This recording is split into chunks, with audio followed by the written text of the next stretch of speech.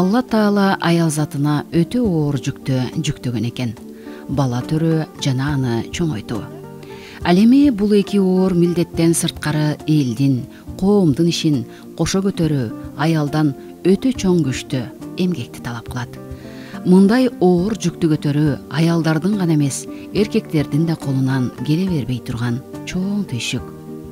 Раматылык Рыспүбү Сулайманова энебиз ыйык милдет бала төрөө.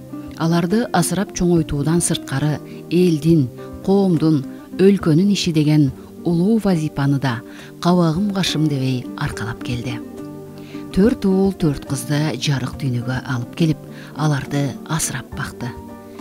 Энебиздин атасы Кенже молдо бүт өрөөнгө аты чыккан илимдүү, чоң молдо болгон экен.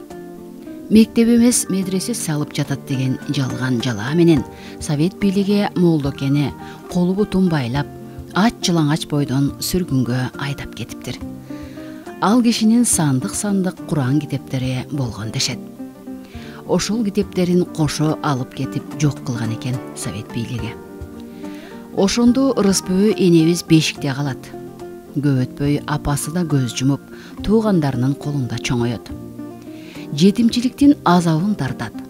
Кичинекейинен миң түйшүктү көтөрүп, көп азап менен чоңойгон энебиз 8 баланын жүгүн майышпай көтөрүп, бардыгын эч кимден кем кылбай бакты. Анан эми баары балдарым майданда, чоңурагы ушул уулум 10 жашар. Андан кийинки 8, анан 6, баары майда. Анан кийин ошолорду деле анан ошо иштеп жүрүп эле балдарымды деле тарбиялап, чоң кыз чоңоюп калды.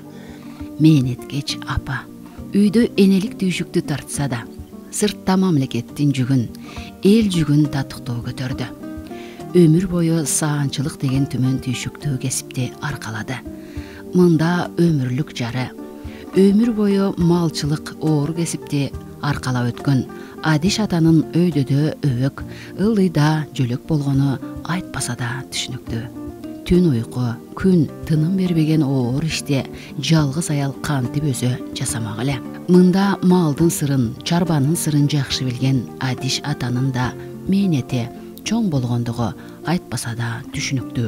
Саап жүрөм, эми жалгыз эле ошо кичине кызым ушу үкөлөрүм багат жана чоң кыз. Ошентип жүрүп анан кийин 1973 жылы неме эмгек кызыл туу орденди алдым. Жалгыз эле иштесем деле элдин алды болуп, сүтүм жакшы болуп, неки болсо немелер сапкоз эми бая жакшылап иштесең, чоңдор деле каралашат экен, жакшы иштеп, чалымдагы иштер мээнеткеч киши эле.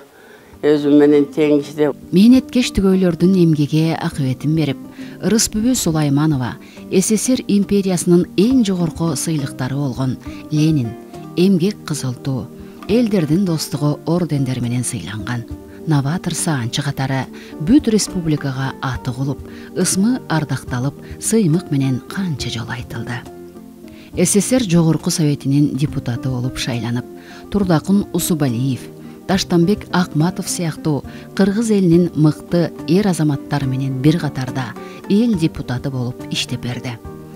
Жакшы иштеп, анан кийин ошентип 5 жыл чакырганда барып, ошентип анан кийин 5 жыл депутат болдум Союзга.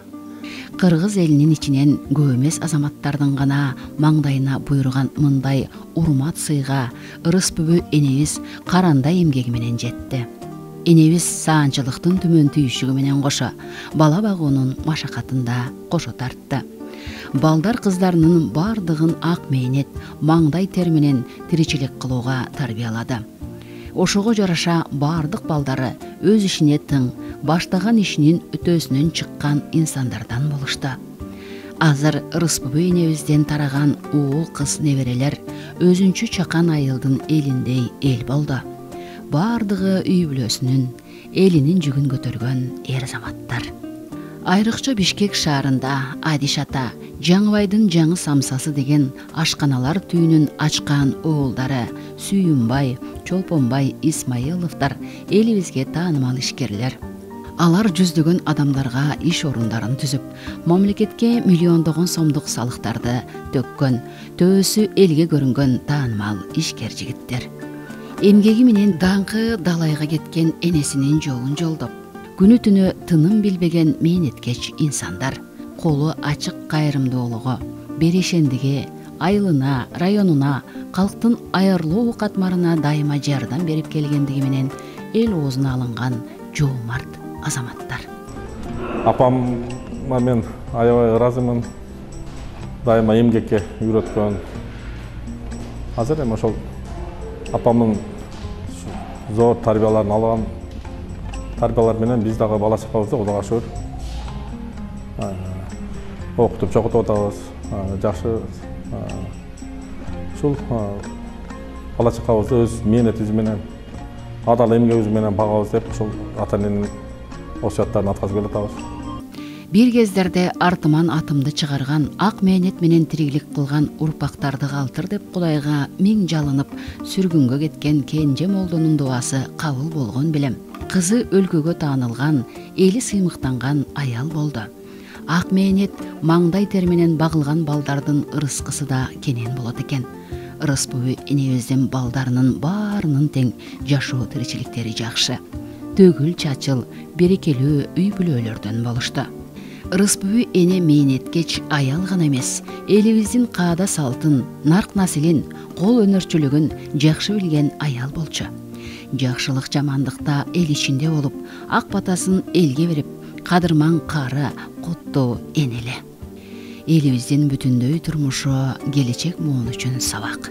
Кыргыз аялы кандай болуш керек десе, Ырыс бүбү апабыздай эле болуш керек деп ишенимдүү айта алабыз. Анткени ал өлкө үчүн белсене иштеди. Ошол эле учурда бала багуу деген вазипаны да мыкты аткарып, 8 баланы бапестеп чоңойтту. Ушундай аял заты бар. Улуттун, өлкөнүн келечеги кең болот. Апанын уул кыздары арабызда анын жолун татыктуу улантып жатышат. Демек, эне баштап кеткен сапар ийгиликтүү уланууда. Сиз кыргыз элинин жүрөгүндө түбөлүк сакталасыз, Ырыс буй эне. Алла Таалам сизге бейиштен орун берсин деп, артыңызда калган урпактары дайыма дуа кылып келебиз.